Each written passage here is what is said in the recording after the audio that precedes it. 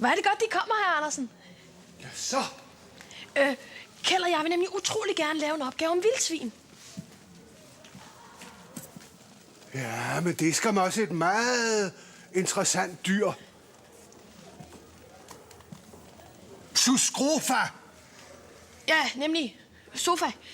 Og så var det, vi tænkte på, om det måske kunne være, at vi måtte låne svinet der med hjem. Nej, det kan der ikke være tale om.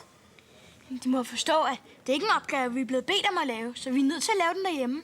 Ja, det ville jo altså gøre det noget lettere, hvis vi havde svinet der at kigge på. Er I virkelig så interesseret i fauna? Fauna? Dyreverdenen? Ja, vi tænker næsten ikke på andet. En fauna? Jamen, det var da helt fantastisk. I så fald, så vil jeg gøre en undtagelse. Men I passer godt på det.